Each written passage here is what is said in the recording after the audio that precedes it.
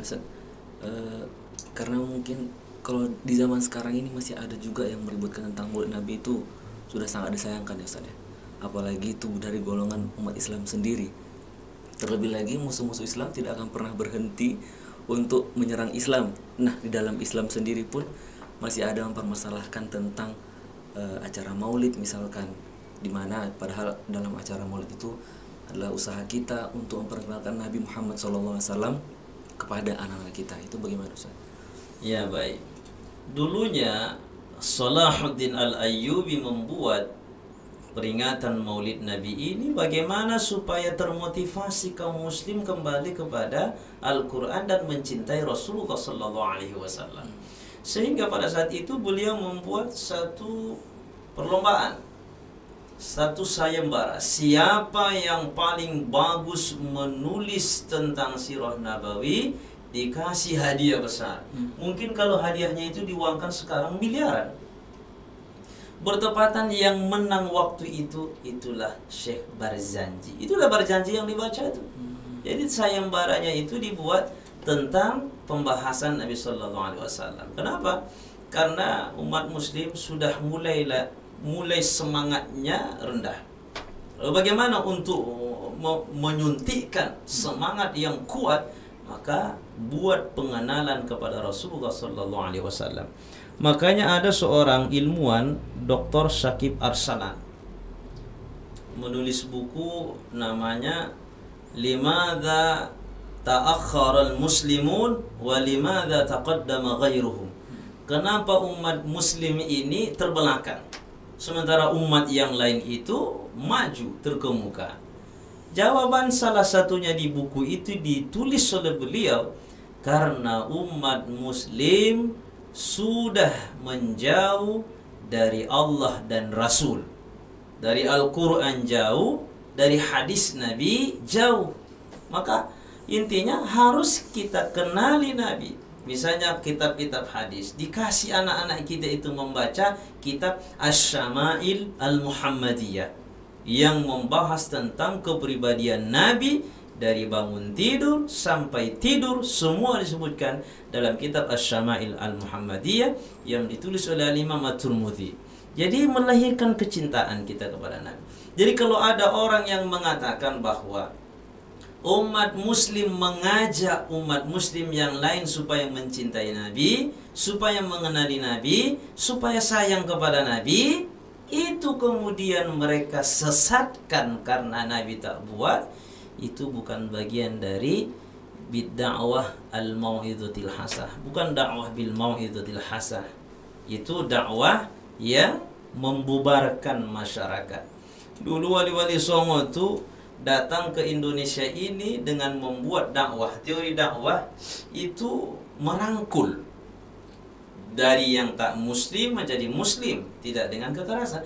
Dari seluruh dunia, kalau kita lihat bagaimana masuknya Islam ke negara atau ke tempat itu, Indonesia adalah salah satu negara di dunia ini yang dimasuki oleh Islam tanpa ada pertumpahan darah. Indonesia sebesar Indonesia gini, sebesar Indonesia ini tidak ada pertumpahan darah. Jadi dengan dakwah yang penuh dengan hikmah, maka muslim satu kerajaan, rajanya muslim, maka semua rakyat pun bersyahadat. Nah, jadi merangkul, ya, bukan membubarkan. Jadi kalau misalkan dulu ada metode yang tidak islami, wayang tuh isinya ini Tuhan, ini, tapi mereka masuki dengan menukar substansinya dengan pengesahan kepada Allah dan isinya yang baik-baik. Tapi sayangnya sekarang ini malah berdakwah untuk membubarkan muslim. Ini yang sangat kita sesalkan. Dakwah itu menyadarkan, bukan membubarkan, bukan menjauhkan. Jadi kalau misalnya dakwah itu bisa mengajak orang untuk yang baik, ada yang salah kemudian kita sampaikan dengan cara yang penuh dengan hikmah, itu adalah dakwah yang dilakukan oleh Rasulullah SAW. Tapi kalau asyik mensyirikkan, membid'ahkan tapi tak memberikan solusi, itu adalah dakwah propaganda yang tak ada diajarkan dalam Islam. Jadi harus kita hindari yang demikian. Ya, betul sekali Ustaz. Kemudian Ustaz, untuk menumbuhkan rasa cinta itu Ustaz, Karena seperti kejadian yang Ustaz sampaikan tadi, bahwa ada atau orang di luar Islam itu akan terus-menerus menjelek-jelekan Islam, memfitnah Islam. Nah, sebagai kita orang yang beriman atau orang Islam itu, bagaimana cara agar anak-anak kita sejak dini kita didik, mari kita bela begitu, mencintai Nabi. Nabi dihina, kok kita diam-diam aja begitu, Ustaz. Nah, menumbuhkan rasa cinta itu agar kita semangat membela agama ini. Yang pertama, kita harus mengajarkan kepada anak bahwa orientasi hidup kita bukan dunia saja, tapi dunia akhirat. Dunia akhirat. Wa ma hadhil hayatud dunya illa lahwun wa la'ib. Wa inna ad-daral akhirata lahiyal hayawan law kanu ya'lamun. Itu firman Allah Subhanahu wa taala dalam surah Al-Ankabut. Kehidupan di dunia ini macam sandiwara, itu sebentar, itu bahasa. Sebentar dunia ini. Tapi kehidupan di akhirat adalah abadi selamanya. Hayatun baqiyah. Kehidupan yang tak lagi ada akhirnya. Lalu bagaimana dengan anak-anak kita? Setelah kita sampaikan demikian, nah, dunia ini tempat sementara, nanti kita akan hidup selamanya di akhirat. Di akhirat itu ada dua kelompok, yang selamat, yang tak selamat. Yang selamat masuk surga, yang tak selamat masuk neraka. Sekarang bagaimana kita supaya selamat? Makanya ajarkan 3 rukun dalam agama. Arkanuddin thalatha. Rukun agama ini ada 3. Al-Islam, Al-Iman, Al-Ihsan. Ini 3. Ini ke anak-anak kita ceritanya kan? Ke anak-anak kita. Al-Islam, Al-Iman, Al-Ihsan. Ini disebut dalam hadis riwayat Imam Al-Bukhari dan Imam Muslim, dalam hadis Jibril atau hadis Jibril. Iman Islam itu apa? Al-Islam anta syahada an la ilaha illallah wa anna muhammadar rasulullah. Allah dan Rasul. Jadi harus ada Rasul. Iman saja kepada Allah, bersaksi dia ada Allah, tak disaksikannya bahwa Nabi sebagai utusan Allah, nggak benar. Anta syahada an la ilaha illallah wa anna muhammadar rasulullah wa tuqima salata wa tu'tiya zakata wa tasuma ramadana wa tahujjal baita in istata'ta ilaihi sabila. Semua rukun Islam ini, pertama, bersyahadat bahwa tidak ada yang pantas untuk disembah kecuali Allah dan Muhammad itu adalah utusan Allah. Coba semuanya. Ya. Wa tuqimas shalah wa tu'tiyaz zakah wa tasuma ramadan wa tahujjal baiti in istata'ta ilaihi sabila. Semua yang 4 ini tidak akan bisa dipahami kecuali dengan melalui Rasulullah sallallahu alaihi wasallam. Jadi harus kita tanamkan cinta kepada Nabi sallallahu alaihi wasallam. Kemudian rukun iman, antu'mina billah wa malaikatihi wa kutubihi wa rusulihi wa bil yaumil akhir wa tu'mina bil qadri khairi wa syarrihi min Allah taala. Jelaskan lagi ke anak kita, di situ ada rasul, ada keimanan kepada para nabi. Kemudian yang ketiga ihsan, an ta'budallaha ka'annaka tarahu fa illam takun tarahu fa innahu yarak. Maknanya apa? Itu akhlak ihsan itu. Engkau sembah Allah seolah bisa melihatnya. Kalau tak bisa, yakini bahwa Allah melihat kita kapan dan dimanapun. Yang pertama namanya musyahadah, yang kedua namanya muraqabah. Tapi bisakah dijelaskan musyahadah, muraqabah ke anak-anak? Kan tidak bisa. Lalu bahasa yang sederhananya apa? Al-ihsan adalah akhlak. Jadi Islam itu aplikasi hidupmu, bagaimana supaya berbuat yang baik. Iman itu keyakinan bagaimana supaya tidak merenung dan memikirkan meyakini yang tidak benar. Yang ketiga, akhlak dalam kehidupan untuk Allah, untuk Nabi, untuk orang tua, untuk teman, untuk hewan. Ada akhlak yang diajarkan bagi kita. Nah, ketika 3 ini diajarkan ke anak, maka puncaknya tadi tetap Rasulullah Sallallahu Alaihi Wasallam yang menyampaikan itu semua. Maka harus kita arahkan mereka supaya menjadikan idolanya Rasulullah Sallallahu Alaihi Wasallam. Ini kadang-kadang siapa idolanya? Artis. Ketika artis yang mereka jadikan sebagai idola, maka tentu mereka akan lupa dengan siapa yang semestinya untuk dicintai. Nah, jadi begitu dia caranya ya. Jadi karena kewajiban orang tua ya Ustaz ya. Tetap Pendidikan. orang tua harus menjadi guru bagi anak-anak kita, anak-anak mereka. Jangan menyerahkan semua ke sekolah. Di sekolah itu pendidikan yang didapat oleh anak hanya 25%. Berapa jam di sekolah anak-anak? Kita sebut belajarnya 2 jam, 3 jam. Selainnya itu 24 jam siang dan malam. Di sekolah berapa jam?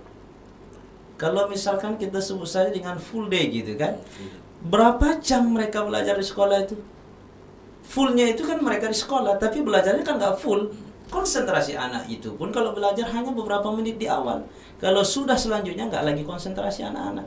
Maka al-madrasatul ula, sekolah yang pertama adalah ummuha, ibu mereka, anak-anak.